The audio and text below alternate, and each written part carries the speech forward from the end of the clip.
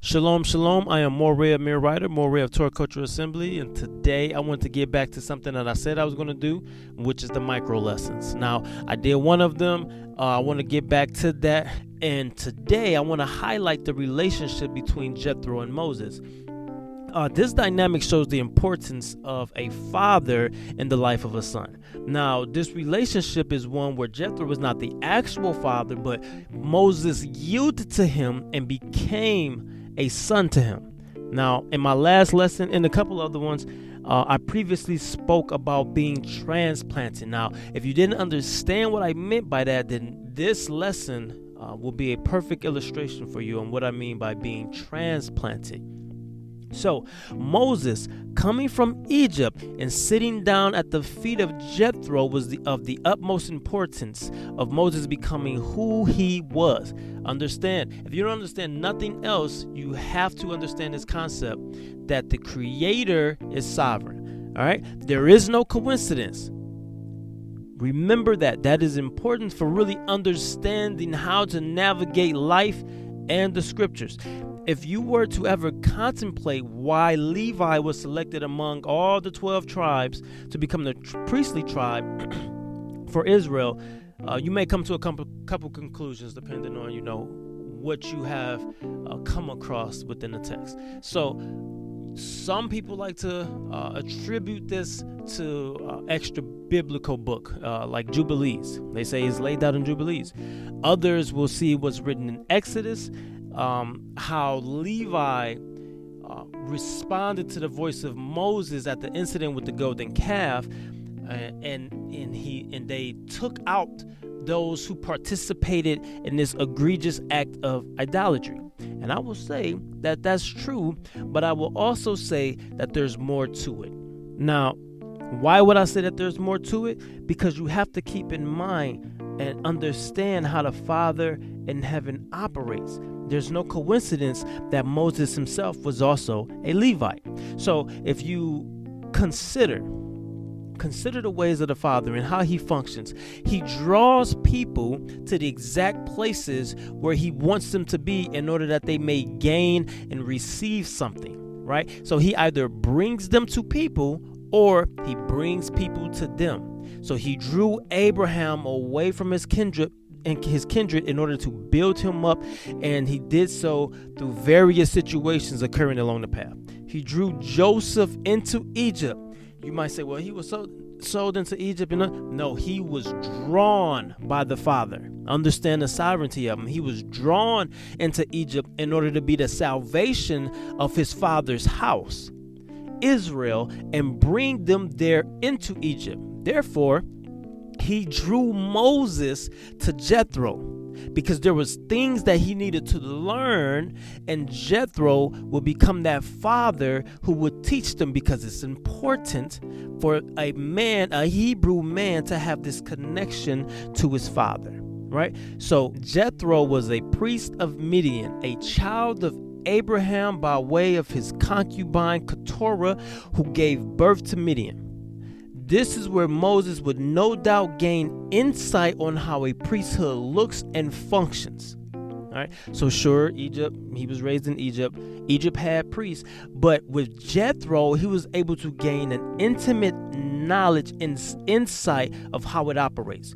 Jethro was a Hebrew, not an Israelite, but a Hebrew, right? Son of Abraham. Regardless of who the deity was, who Jethro was worshiping, it does not say in the text. We can come to our own conclusions as far as that. He was surely, Moses was surely being exposed to something that played a role later in his life. So you look at how Paul in the Brit Hadashah studied and quoted Greek philosophers of his day and how he knew the Tanakh inside and out. It was because of these things that he was extra useful when being called. So he's using this knowledge of Greek philosophy. He's using this knowledge of Tanakh to speak to those who were scattered. So these things that he experienced, even to the point of his conversion to become a follower of the way, these things, all of these things in this totality became utensils that the Creator gave him so that he could do the work. Right? He could do the work that the Creator wanted him to do. So just like that was no coincidence, it was no coincidence that Joshua was Moses' right-hand man and even went up to the mountain of Elohim with Moses when even the elders and Aaron stayed behind. So it's no coincidence that Moses validated him and he became next to lead Israel. Your encounters with greater men are no coincidence. And if you are not gaining from these encounters, it is because you have yet to yield to the proper function that the Father has ordained. And this function, this order, is a son to his father, or as a transplant to someone who is as a father to you, right? So this relationship with Jethro and Moses not only shows the greater and lesser dynamic that I've spoken so often about, but it also shows how important it is to have a father or to be transplanted and yield to a proven man as a father to you. This man allows Moses to stay on his land, gives him a wife from his daughters because of Moses' effort in helping out his daughters. This is how men would reward other men. Give them a daughter. There is no greater way to honor a man than to give your daughter in marriage to one whose works have spoken for themselves. Understand that when I say Moses yielded, he completely yielded. Now we see this when the Father in heaven calls Moses to go back to Egypt to be that vessel to deliver the children of Israel. Moses didn't just abruptly leave. He went to go ask his father. He went to go ask Jethro, could he go? Moses didn't get puffed up. He didn't get proud. He didn't disregard the order, the natural order and function in which he was operating and understood. He asked for permission. Now, we know how the story goes. Moses, through the divine power of the Creator, delivers the children of Israel. All right, now we get to Exodus 18, and this is where we see something. We see that the words of Jethro were actually seeds that he spoke into Moses, and something that the Father would later manifest and co-sign. All right, so Jethro is sitting at this seat of wisdom. He's sitting at this higher vantage point, and he's seeing how Moses operates. Now, Moses is humble. Moses is a great leader. Moses is all of these things, but that doesn't mean he's doing everything right. Or that doesn't mean that he's even doing everything to be the most efficient and effective way possible. So he sees this, he's analyzing this, and he tells Moses, he asks him, what are you doing? And Moses gives the description of what he got going on. And he's like, yo, you're going to wear yourself out. These are the words he spoke to him. He says in Exodus 18, starting at verse 19, he says, now obey my voice. I will give you advice, and Elohim be with you. You shall represent the people before Elohim and bring their cases to Elohim, and you shall warn them about the statutes and the laws and make them know the way in which they must walk and what they must do. Moreover, look for able men from all the people, men who fear Elohim, who are trustworthy and hate a bribe, and place such men over the people as chiefs of thousands, hundreds, fifties, and tens, and let them judge the people at all times.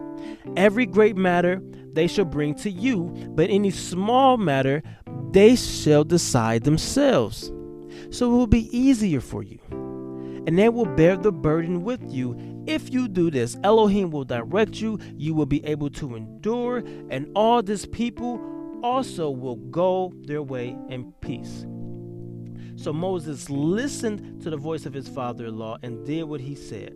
Moses chose able men out of all Israel and made them heads over the people, chiefs of thousands, of hundreds, of fifties, and of tens. And they judged the people at all times. Any hard case they brought to Moses, but any small matter they decided themselves. Then Moses let his father-in-law depart, and he went away to his own country. So now when we look at this, and that's great, Jethro spoke this from a place of wisdom, understanding, and experience. Moses, being a lesser, even though Moses was great, being a lesser, yielded to the voice of his father. He yielded to the voice of his father, and this thing was good. Now, this became a thing established in Israel through Moses by the instruction of his father, Jethro. I know his father-in-law, but I'm going to call him his father. Now, when we get to Deuteronomy chapter 1, this is where the retelling of the history of the children of Israel takes place. If you understand anything about Deuteronomy, you know that there was a new generation of people who was there at the start of this book, right? So these people were born in the wilderness. So while the things that may have happened at Mount Sinai and the original giving of the Ten Commandments, this is why you see a lot of things repeated in Deuteronomy is because he is speaking to those who never heard it originally. Now, those people were born in the wilderness, so they may have learned, but they became accountable moving forward because of this retelling of the history of Israel that happened right there in Deuteronomy, starting at chapter 1. All right. So, but what he says there is very interesting. He says to them, starting at verse 12, Deuteronomy 1, verse 12, "How can I bear myself the weight and burden of you all and your strife? Choose for your tribes wise, understanding, and experienced men, and I will appoint them as your heads. And you answered me, the thing that you have spoken is good for us to do. So I took the heads of your tribes, wise and experienced men, and set them as heads over you, commanders of thousands, commanders of hundreds, commanders of fifties, and commanders of tens, and officers throughout your tribes. And I charged your judges at that time, hear the cases between your brothers, and judge righteously between a man and his brother, or the alien who is with him. You should not be partial in your judgment. You should hear the small and great alike. You should not be intimidated by anyone, for the judgment is Elohim's. And in the case that is too hard for you, you shall bring to me, and I will hear it. And I commanded you at that time all the things that you should do." So, we understand from what we just read in Exodus that what he is establishing here, and he's telling this generation of people of, they may have been born and they didn't even know how all of these things came about. Well, he's telling them that he established this rank and this order in Israel that was to remain, where there was men over thousands, hundreds, fifties, and tens. Now, we understand that this came from the words of his father. This is not something that originated in Moses, but that's okay. That is okay. He is speaking what has been spoken to him, and just like true tribal communications, he is a vessel that is transmitting the things of the wise eldership who have garnered him or bestowed upon him this wisdom. He is passing it on. All right. So this is what we see in this scenario. So if we sit back and examine the growth of Moses, we can see how instrumental his relationship and his encounter with Jethro was, with him being placed under Jethro, how that impacted him moving forward. So Moses learned how to become a shepherd, serving and tending to the flocks of Jethro, which means that he had to follow instructions on how things were to be done. And we know he didn't learn how to be a shepherd while being in Pharaoh's house, because according to Genesis 46:34, every shepherd is an abomination to the Egyptians. So he also gained intimate knowledge of how a priesthood functions due to his transplanted father. He learned order and how to deal with issues of the people due to his transplanted father. Even after being being able to deliver the children of Israel at the hand of the Creator, he still demonstrated humility by bowing to Jethro and kissing him when he met him. Now, I know some of us we had never bowed to a man, or that's man worship and all these things, but you have Jethro, Moses' father, who was not his biological father, that Moses, the great man, bowed to. This is Exodus 18:7, and I'll read it for you because I know some of y'all don't understand this idea of bowing to a man. You don't understand what this represents. You don't understand where it comes from. And because of our church hurt and our indoctrinations, then we believe that this is some type of worship. Moses went out to meet his father-in-law and bowed down and kissed him. And they asked each other their welfare, and they went into the tent. So he demonstrated a firm grasp on the understanding of the greater and the lesser, right? So Moses bowed to Jethro. So he understood who was still greater. No matter what Moses had just done, he understood in that moment, and in that relationship, he was still the lesser.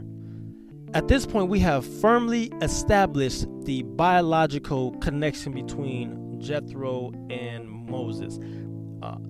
There is no biological link between the two. Now, with that said, Moses' biological father is important because he brought Moses into being, but in the grand scheme of things inside of Scripture, he was almost reduced to a footnote, not of his importance, just of involvement. All right? He brought Moses into being. Without him, Moses does not exist. The Father would have used someone else to deliver Israel. However, this happened because Yah is sovereign, but his father's name wasn't even revealed until later on in the text. He is simply known as the man of the house of Levi. The text doesn't even reveal his name until Exodus 6 in a brief genealogy. And so with him growing up in Egypt, being raised by Pharaoh's daughter and becoming her son, it is unlikely that he would have that he would have been close with his father. Now, I can't say that for certain. That's my opinion, and I don't want to add to the text, but it is my opinion that it is unlikely that they would have been close. Nevertheless, we can use this parallel and extract data from this. All right, so this parallels with many of the Hebrews in the diaspora who doesn't have a relationship with their father, and or they knew who their father was. Maybe he was around for a little while, but given the relationship between his father and his mother, he wasn't as accessible or as available, or they became distant because of that. So we can draw these parallels and understand what should happen or what we need to do here. So if we look at what we've done within this case study of Jethro and Moses, if we look at what we've done, we've established that Moses didn't have this close relationship with his father. He was raised in Egypt. He was known as the son of Pharaoh's daughter, not even a Pharaoh, but a Pharaoh's daughter. But he became transplanted. He was drawn by the Creator to Jethro, where he learned from this older man who became as a father and literally became his father-in-law. And this man was pivotal in the growth of who Moses was and became. This man was pivotal. So we can see and draw from that and come to this conclusion that first and foremost, we have to reconcile with our fathers. Young men, older men, it does not matter. If your father is alive, there should be some attempt at reconciling with that man. After that, or even if that can't take place due to circumstance, there needs to be a man who is able to have that higher vantage point to teach you, to guide you, to be a father to you.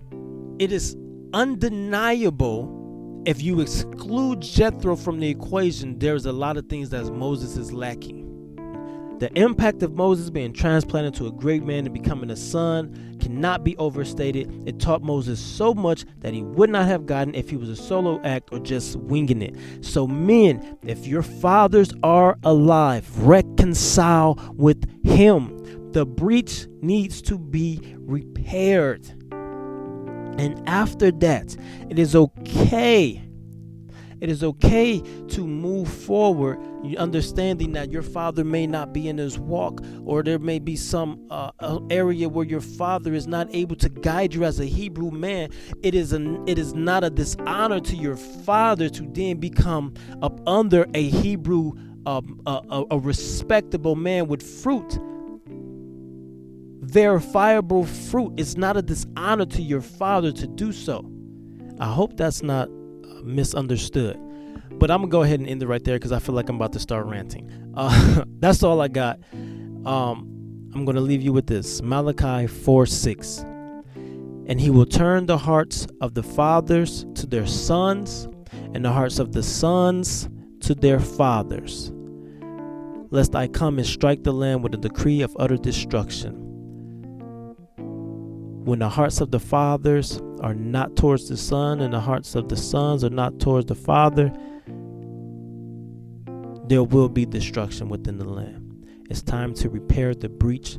The hearts are turning back to one another, father and son. Until next time, peace and shalom.